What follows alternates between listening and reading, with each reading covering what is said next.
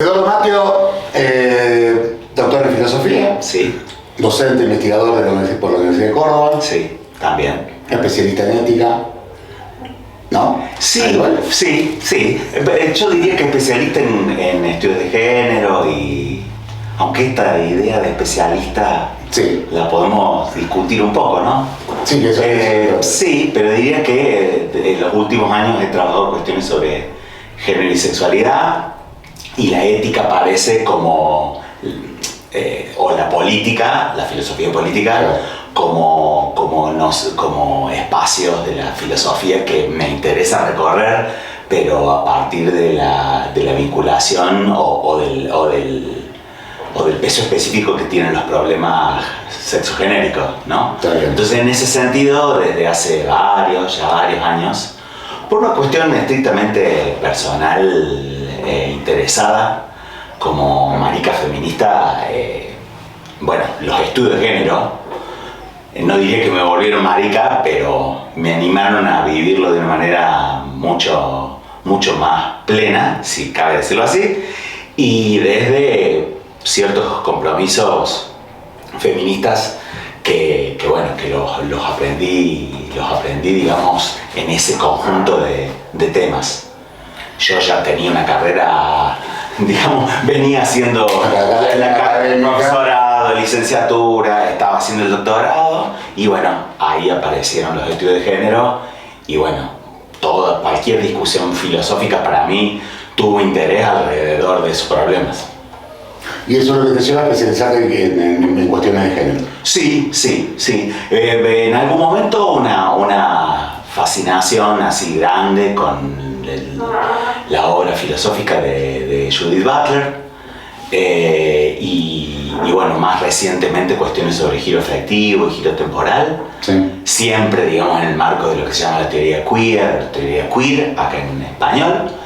Y bueno, por esos motivos es que, además, también por cuestiones estrictamente políticas, aparece la ESI como un lugar en el que a mí me interesa incidir, porque creo que, bueno, que es un espacio donde no por nada las derechas se ensañan y le temen, porque efectivamente pasan cosas en la ESI, pasan cosas con la ESI. Sí, de acuerdo. Entonces, bueno, esos son los espacios por donde yo me muevo y últimamente me interesan de las cuestiones de género y sexualidad más las cuestiones de sexualidad y concretamente las cuestiones sobre gramáticas sexoafectivas. Okay. Es decir, ese cruce Sí.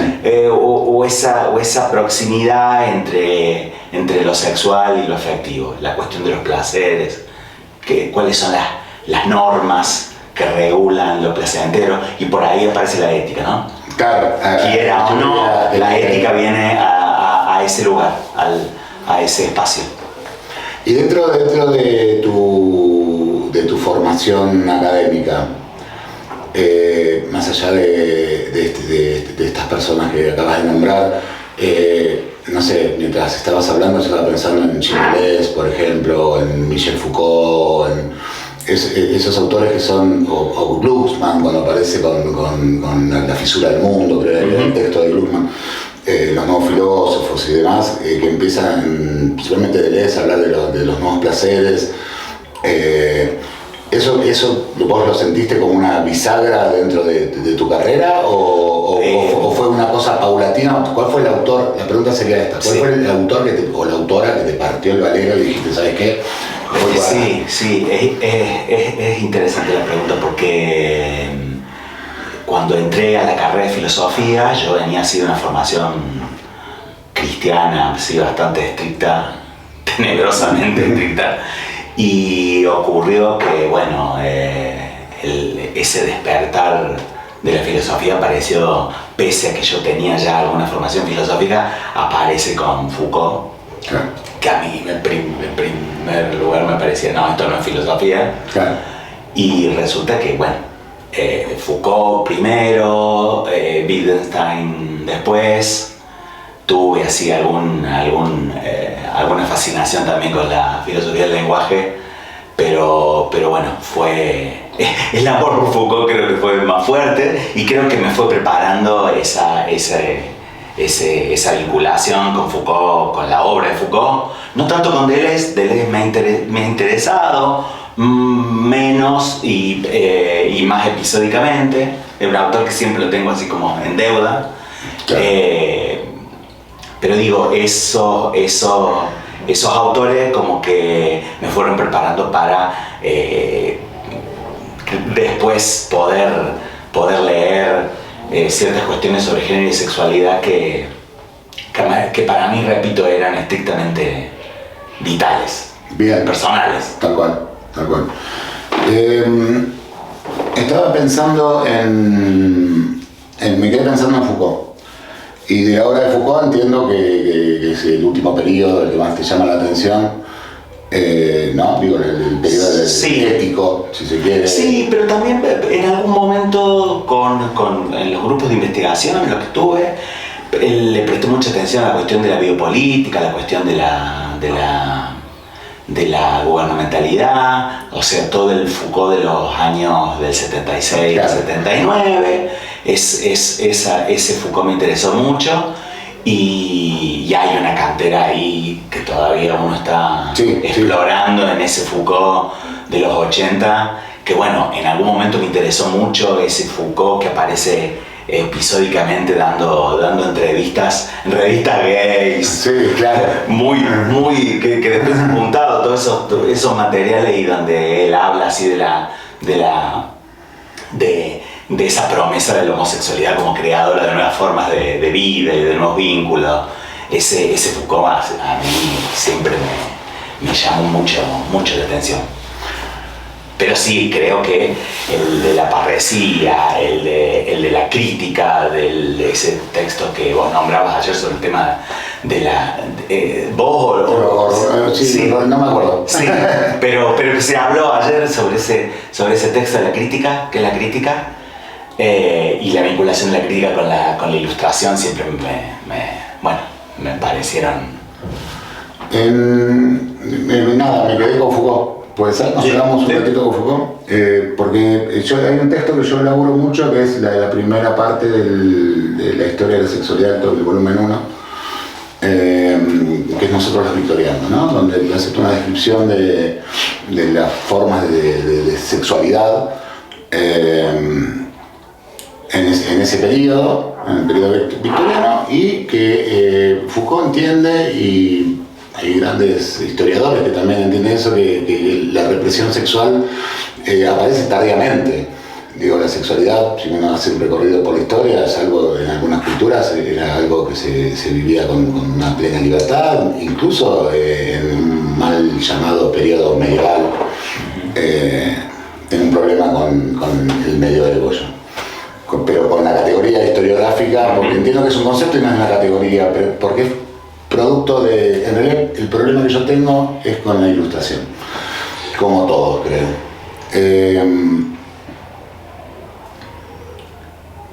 Cuando Foucault, nosotros los victorianos, va relatando toda esta cuestión, ¿dónde ves vos, no ya en Foucault, sino en la historia del pensamiento, de la filosofía, que la sexualidad se apodera de alguna manera de los espacios académicos? ¿Se entiende la pregunta? Vamos de nuevo. ¿En algún momento la sexualidad invadió los espacios académicos? Sí, pero creo que no siempre del mismo modo, con la misma fuerza y en los mismos lugares, ¿no? Pues digamos, al mismo tiempo,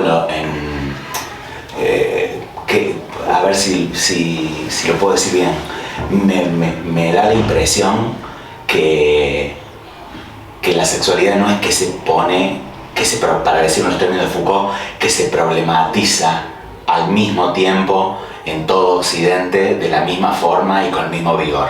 Me parece que va apareciendo en determinados lugares como problema, y esa idea de que esto se convirtiera en un problema y que todavía para nosotros pueda seguir siendo un problema cuando podría perfectamente no serlo. No serlo, claro. No serlo. digo, a mí es lo que, digamos, me interesa mucho de esa cuestión, sobre todo por esto, porque revela respecto a la sexualidad que digamos, la importancia que le damos respecto a nuestra identidad, la importancia que le damos respecto a nuestra felicidad, la importancia que le damos respecto de la construcción de vínculos sociales o de vínculos íntimos, y probablemente podría no ser tan central ni necesario como problemas, ¿no? Entonces, bueno, digo, eso de Foucault a mí me parece poderoso, pero bueno, volviendo a tu pregunta, creo que esa es una tarea para los historiadores, ¿no? Ver cuándo las cuestiones de sexualidad y en dónde, y cuando digo dónde, digo en los lugares, en los espacios académicos en donde eso aparece, pero además en qué disciplinas, porque en el derecho aparece de una manera, en la psiquiatría aparece de otro, en la filosofía probablemente aparezca mucho después.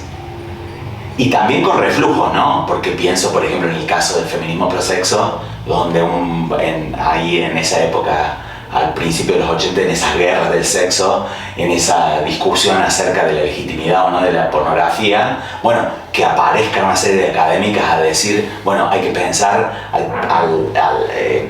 hay que pensar esa vinculación borrosa entre placer y peligro. Claro. Y bueno, y aparece ahí, y lo curioso es que después parece que se cancela como problema, ¿no? Como que se enfría, ¿no? Claro, como que se enfría y aparece de tanto en tanto, y de tanto en tanto aparecen los prosexos de nuevo. Pero digo, por eso, ¿cómo aparece? Y yo se lo dejaría a los historiadores que nos digan cómo aparece. Incluso porque es una pregunta interesante para preguntar, ¿qué pasó en la Argentina con esos estudios sobre sexualidad? Claro. Yo podría dar una cuenta de qué ha pasado en Córdoba, qué sé yo. Pero bueno, me imagino que en distintos lugares del país se ha vivenciado de modos muy distintos. Sí. Y no estoy seguro de que hoy sea un momento particularmente, no sé, fecundo de estos estudios. Sí, se hacen muchas cosas alrededor de la sexualidad, pero probablemente se podría hacer mucho más. Bien. Pero en este punto me parece que las cuestiones de género le han ido ganando un terreno. Y han ido sumando. Claro, por razones de peso, por razones justificadas. Sí, estoy totalmente de acuerdo. Pero me parece que hay ahí como una deuda respecto de pensar la sexualidad. Sí. ¿Ya te respondí? No, pero bueno, siempre preguntas nuevas. Dos cuestiones. Porque para mí, recién que hablabas de la cuestión de la problematicidad de la sexualidad y demás, ¿vos ves que Foucault es el primer filósofo que problematiza filosóficamente la sexualidad o tenés registros de antecedentes? Bueno, ahora estaba leyendo un texto que me encantó, de un filósofo así, digamos, que uno podría decir de formación clásica, un libro que editaron en Cuencos de Plata que se llama Barrio Rojo, El placer de la izquierda, y donde el tipo, curiosamente, Michael, no sé, debe ser en francés, Michael Foessel, o como se pronuncie, el tipo curiosamente va a Foucault y toma la hipótesis represiva, las discusiones esas clásicas, pero no encuentra que Foucault tenga una palabra apropiada para hoy, sino que hay que ir a Marcuse, ¿no? Ah, mira, bien. Y ese Marcuse que ha sido malentendido, entonces digo, no todo lo inventó Foucault. No, hay claro. Que buscar ahí. Claro, yo tengo una deuda con el hombre unidimensional, héroe y civilización, pero ese texto así como que me llamó la atención acerca de... Ambos, los dos. Sí, sobre todo porque este autor francés hace una distinción entre el sexo como acontecimiento o el sexo como representación, y Foucault nos habría mantenido desde una posición muy crítica, mirando justamente al sexo pero como representación, y según este autor no le ha prestado atención a esa cuestión más acontecimental que Marcuse la había visto mucho antes, mucho ¿no? antes, sí, claramente. Una generación, claramente. quizá una generación antes. Y bueno, y si uno lo pone a Freud como dentro de nuestro campo, si traemos algo del psicoanálisis, bueno, hay ahí otra cantera. Sí, que siempre inquieta. Y sigue dando que hablar y que escribir. Hay algo que me llamó la atención porque vos te definís como marica feminista. Sí. Y nada, me quedé pensando ayer, y desde el punto de vista filosófico, ¿no hay una contradicción en sí misma dentro de esa expresión? ¿O no me parece a mí? Digo, bien podría no. Es cierto que hay maricones que no, qué sé yo, que no reconocen ninguna deuda con el feminismo. Yo creo que no hay una relación necesaria. Yo lo diré de otro modo. No hay una relación necesaria. Creo que se puede hacer teoría marica, teoría trola, digamos, claro, desde otros lugares, con otras fuentes. Pero en mi caso, para mí fue central el feminismo lésbico, claro, y más recientemente el feminismo prosexo. Me parece que esas dos canteras de teoría, las preguntas sobre el cuerpo, las preguntas sobre la identidad, las preguntas sobre el placer no tanto. Entonces ahí hay que volver a los maricones que siempre han sido más guarros. claro. Pero bueno, ese tema, yo al menos no veo una contradicción.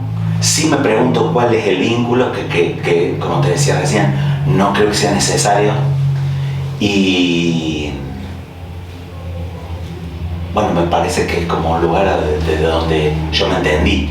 Claro, finalmente, está bien, ¿no? Claro, me entendí o me aclaré, ponele. Claro, sí, no, a mí me quedó retumbando los dos términos, no Sí. le encontraba el Sí, modo. porque además el feminismo del que hablo es un feminismo posidentitario, un feminismo queer, un feminismo que no es solo de las mujeres. Claro. Sí, un feminismo para todo el mundo, como dice Bell Hooks. Claro, sí. Sí, para todos, sí, que no solo emancipó a las mujeres, y a las mujeres cis en particular, sino que emancipó a muchos otros cuerpos, ¿no? Perfecto. Bueno, gracias por la aclaración porque me había quedado la cuestión ahí dando vuelta. Nos corremos, te corro el tema. Eduardo Mateo, docente. Uh-huh. ¿Por qué docente?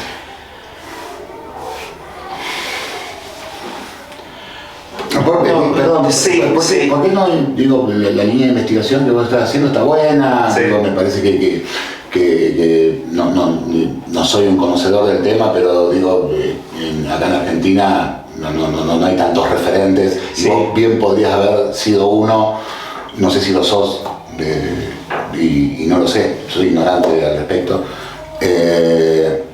Y podrías haber dedicado tu vida a la investigación y estaba muy bueno. Uh-huh. ¿Y la docencia cómo aparece en tu vida? Eso. Primero aparece probablemente como una opción laboral a la que se asocia la filosofía. En algún momento dije, quiero estudiar filosofía. Uno no. Yo había estudiado en una secundaria comercial, o sea, ni había tenido filosofía. Parecido, claro. Entonces, bueno, mi acercamiento a la filosofía viene por otros arrabales, y me queda cierta espina acerca de estudiar filosofía, y la filosofía traía consigo la docencia. Nunca estuve seguro hasta que hice la práctica de que eso tenía algún sentido para mí, y me encontré que ahí había algo que pasaba. Y bueno, quizá a lo largo de mi vida no todo el tiempo eso significó lo mismo, pero sí creo, como se decía ayer, que en la docencia acontece algo particular acerca del don, acerca de la transmisión, acerca de la interrupción, acerca de la contaminación. Me gusta mucho esa palabra. Contaminación. Contaminación. Que, digamos, yo creo que yo no sería el que soy si no hubiera pasado por la universidad pública, ¿no? Tal cual. O sea, y si no me hubiera encontrado ahí con las feministas que me pasaron libros, que me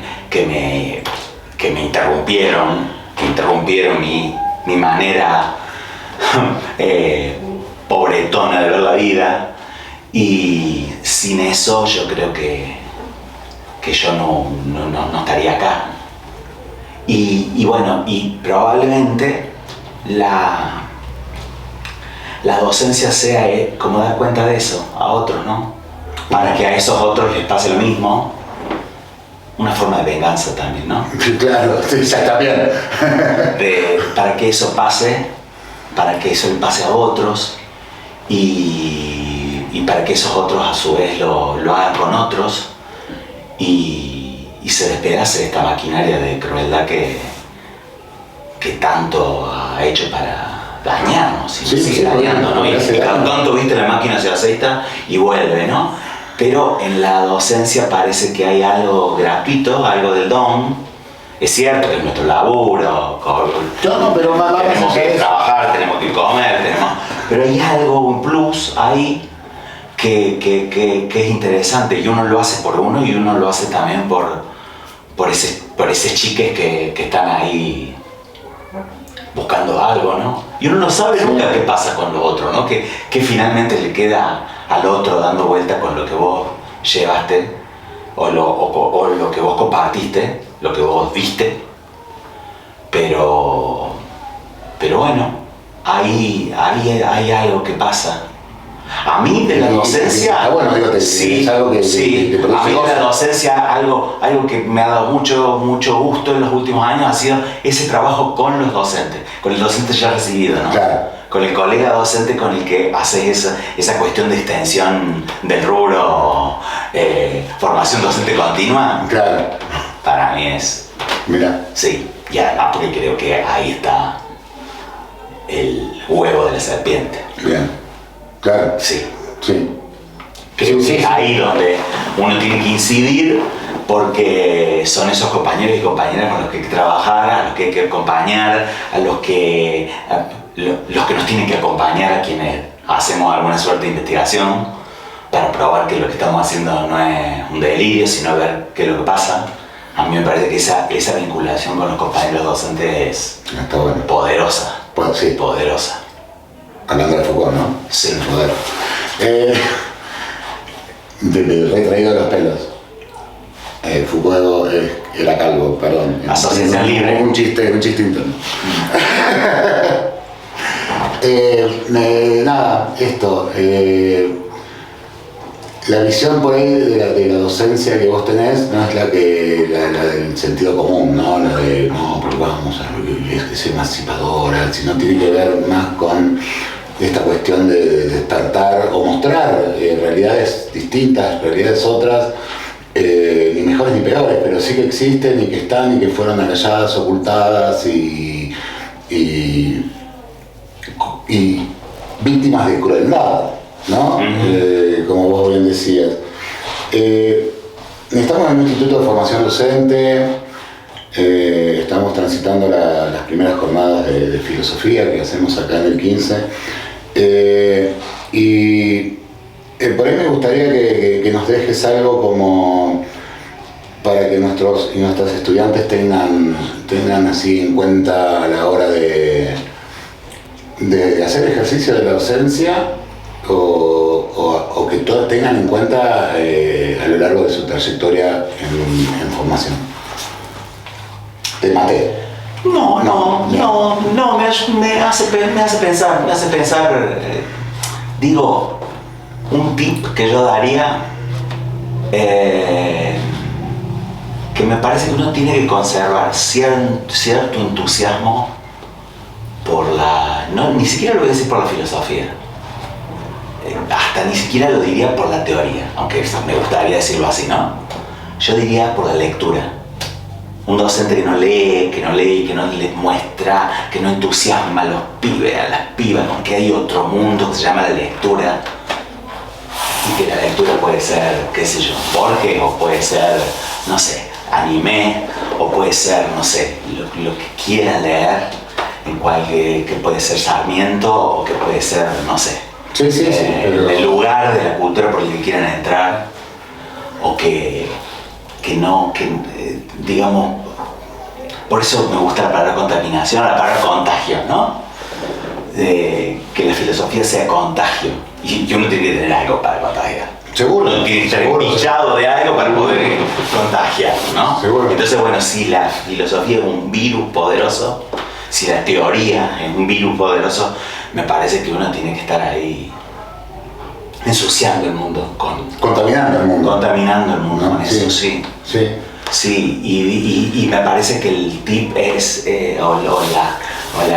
es eso, encontrar algún lugar que entusiasme.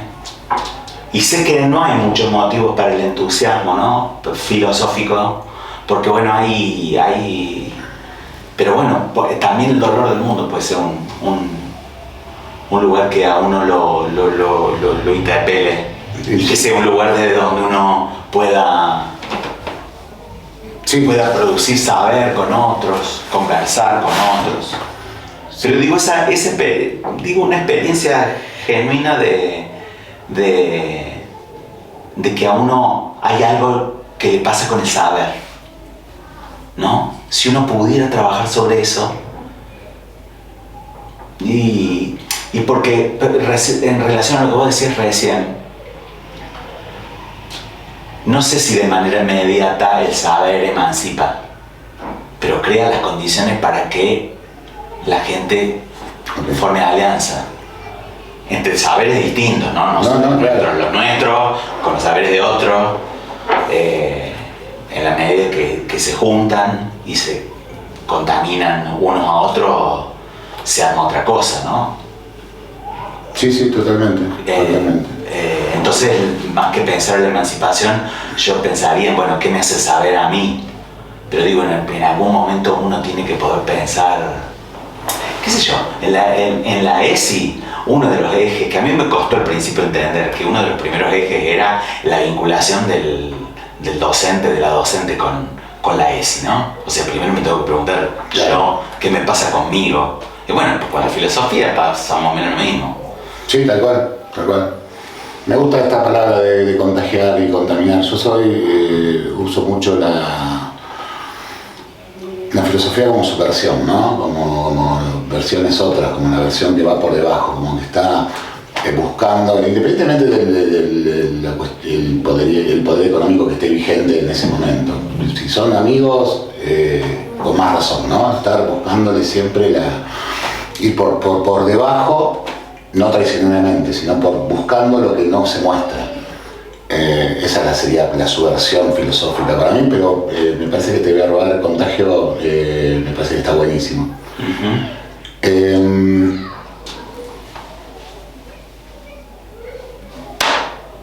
Bueno, cerramos. Entonces, muchas gracias por la invitación. Gracias por haber venido. Y espero que te hayas sentido cómodo. Mucho. Sí. La verdad. ¿Lo disfrutás? Sí. Bueno, sí. buenísimo, eso es lo que nos hace sentir bien.